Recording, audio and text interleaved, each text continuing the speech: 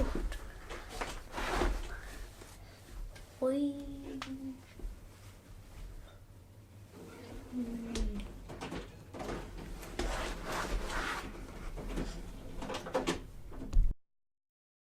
Welcome back everyone, I'm the Running Allergist. It's been a long time since I've done a vlog and this is my very belated review of the Virgin Money London Marathon 2018. So for most of us the marathon is now a distant and possibly rather painful memory. As we all experienced, it was very hot on the day and we had all trained in much colder conditions, making it very, very difficult for all of us.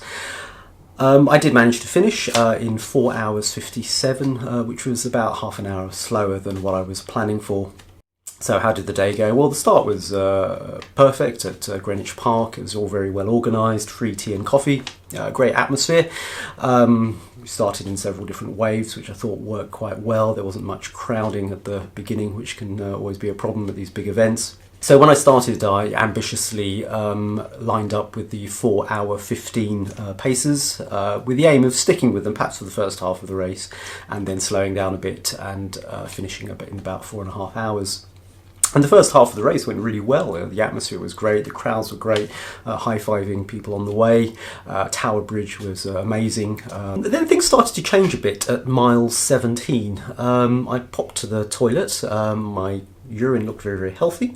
I was obviously well hydrated, and then I rejoined the race, and then it started to get quite difficult. I wasn't in any acute pain or had no injury or cramps or anything like that, but I was just phenomenally tired, and I obviously hit the wall at that stage, which was quite early, I thought. So I walked for a little bit, then started running again, and I was walking for the rest of the rest of the marathon. But the amount of effort it was taking to run was phenomenal. It was really just didn't have the energy. So at around 17, 18 miles, I'd taken on some gels before, but I had some caffeine gels, which I'd used for the Prudential 100, but I hadn't trained with the marathon. But I had some of these caffeine-based gels with me, so I ate 5 of them in one go, which was probably a bad idea. Then my stomach started to hurt quite a bit, and then I wasn't really able to take on much in the way of further gels or even much in the way of further fluid as well. Anyway, I managed to finish in 4 hours 57, so I was pleased to get in before the 5 hour mark. Got my medal, felt good for a little bit, and then the wheels really started to fall off after the race. So I was meeting my family at Horse Gardens Parade, but I just wasn't able to stay standing. I just lay down on the floor, waiting for them to arrive. I was meant to go to the charity reception afterwards. I had tickets for that, for that, but it felt too rough, so we thought, let's just go home. So I stopped off at Lewisham Station for a connecting train on the way home. There wasn't anywhere to sit down, so I just leant up against a wall. And while I was there, I was wearing my medal and my t-shirt, and an elderly lady who happened to be a nurse came up to me and started talking about her son, I think, who had run marathons in the past. And while she was talking, I felt really rough. I felt really terrible. And while she was talking, I said, I really have to go to the bathroom, and then I just collapsed to the floor, lost consciousness, and apparently I was fitting for a few seconds. And I sort of woke up to see my daughter, who was looking really frightened, and this nurse was on the phone calling an ambulance. Sort of vaguely aware of what was going on.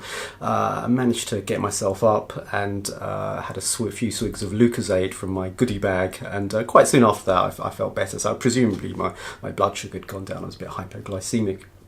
Anyway, cancelled the ambulance, had more of the Lucozade, and managed to get home in one piece.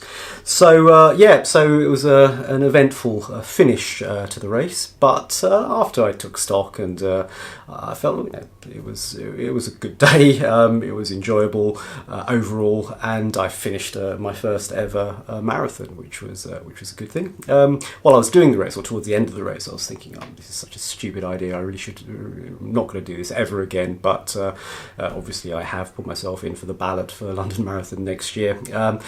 I'm not going to go for a charity place. I think I'll just see if I can get a place on the ballot. But if not, I'll enter for the Brighton Marathon. But I'm pretty sure that's going to be my last marathon that I do. Anyway, so that was a brief review of the Virgin London Marathon. I will keep running, and my next event is the Vitality 10,000, the Vitality London 10,000, and I'll do a brief video on that. Yeah, that's it for the moment, and I'll see you in my next video.